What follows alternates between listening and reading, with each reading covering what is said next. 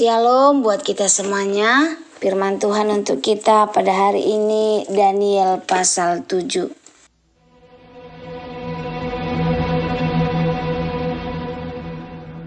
Pada tahun pertama pemerintahan Belsyazar, Raja Babel, bermimpilah Daniel dan mendapat penglihatan-penglihatan di tempat tidurnya. Lalu dituliskannya mimpi itu, dan inilah garis besarnya. Berkatalah Daniel demikian. Pada malam hari, aku mendapat penglihatan. Tampak keempat angin dari langit mengguncangkan laut besar, dan 4 binatang besar naik dari dalam laut. Yang satu berbeda dengan yang lain. Yang pertama, rupanya seperti seekor singa dan mempunyai sayap burung Raja Wali. Aku terus melihatnya sampai sayapnya tercabut dan ia terangkat dari tanah dan ditegakkan pada 2 kaki seperti manusia, dan kepadanya diberikan hati manusia. Dan tampak ada seekor binatang yang lain. Yang kedua, rupanya seperti beruang. Ia berdiri pada sisinya yang sebelah, dan 3 tulang rusuk masih ada di dalam mulutnya, di antara giginya. Dan demikianlah dikatakan kepadanya, "Ayo, makanlah daging banyak-banyak." Kemudian aku melihat, tampak seekor binatang yang lain, rupanya seperti macan tutul. Ada 4 sayap burung pada punggungnya. Lagi pula binatang itu berkepala 4, dan kepadanya diberikan kekuasaan. Kemudian aku melihat dalam penglihatan malam itu, tampak seekor binatang yang keempat, yang menakutkan dan mendahsyatkan. Dan ia sangat kuat. Ia bergigi besar dari besi. Ia melahap dan meremukkan, dan sisanya diinjak-injaknya dengan kakinya. Ia berbeda dengan segala binatang yang terdahulu. Lagi pula ia bertanduk 10. Sementara aku memperhatikan tanduk-tanduk itu, tampak tumbuh di antaranya suatu tanduk lain yang kecil, sehingga 3 dari tanduk-tanduk yang dahulu itu tercabut. Dan pada tanduk itu tampak ada mata seperti mata manusia dan mulut yang menyombong. Sementara aku terus melihat, tahta-tahta diletakkan, lalu duduklah yang lanjut usianya. Pakaiannya putih seperti salju, dan rambutnya bersih seperti bulu domba. Kursinya dari nyala api, dengan roda-rodanya dari api yang berkobar-kobar. Suatu sungai api timbul dan mengalir dari hadapannya. 1000 kali beribu-ribu melayani dia, dan selaksa kali berlaksa-laksa berdiri di hadapannya. Lalu duduklah majelis pengadilan, dan dibukalah kitab-kitab. Aku terus melihatnya karena perkataan sombong yang diucapkan tanduk itu. Aku terus melihatnya sampai binatang itu dibunuh. Tubuhnya dibinasakan dan diserahkan ke dalam api yang membakar. Juga kekuasaan binatang-binatang yang lain dicabut, dan jangka hidup mereka ditentukan sampai pada waktu dan saatnya. Aku terus melihat dalam penglihatan malam itu. Tampak datang dengan awan-awan dari langit seorang seperti anak manusia. Datanglah ia kepada yang lanjut usianya itu, dan ia dibawa ke hadapannya. Lalu diberikan kepadanya kekuasaan dan kemuliaan dan kekuasaan sebagai raja.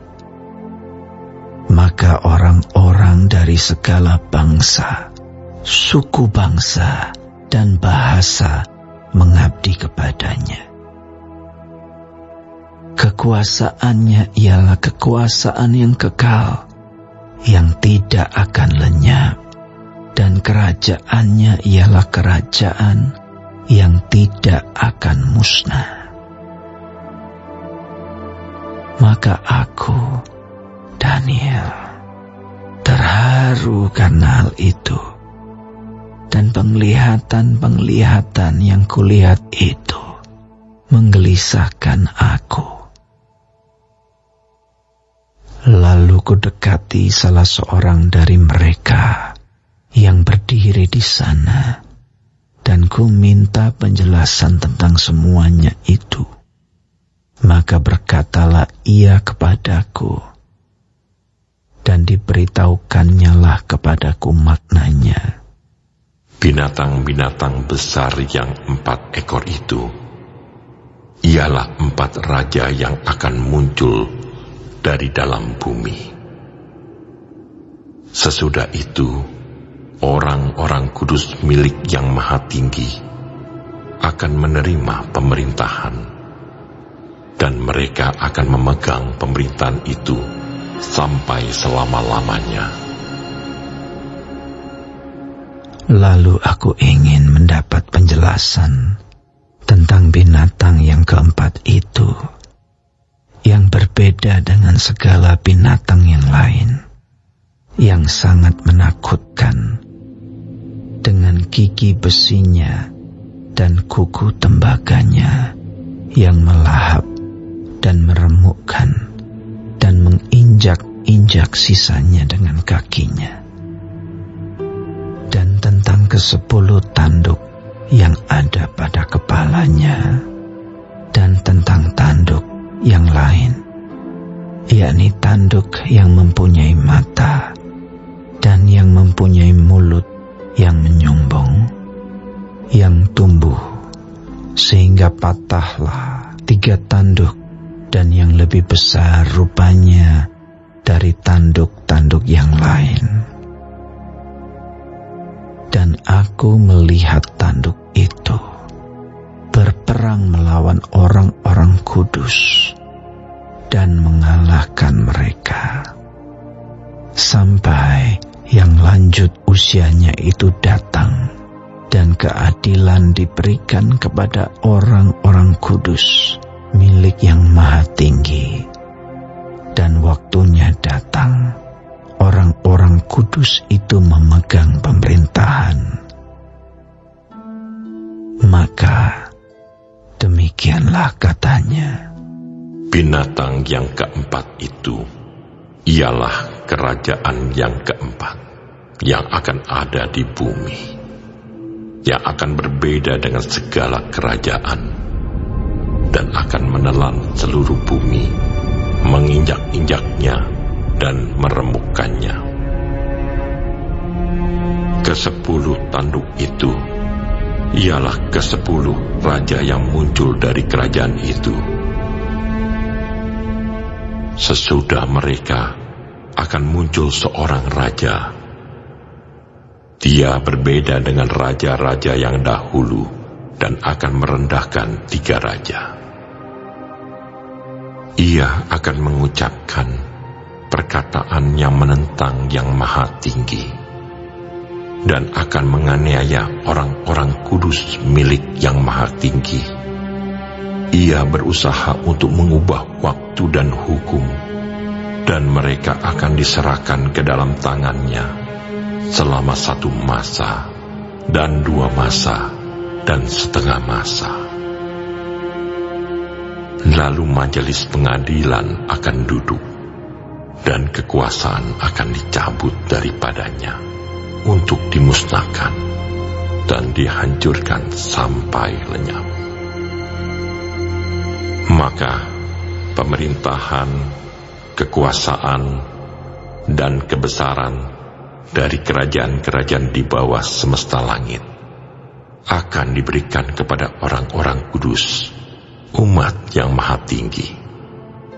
Pemerintahan mereka adalah pemerintahan yang kekal, dan segala kekuasaan akan mengabdi dan patuh kepada mereka. Sekianlah berita itu. Adapun aku, Daniel, pikiran-pikiranku sangat menggelisahkan aku, sehingga aku menjadi pucat, dan aku menyimpan hal itu dalam ingatanku.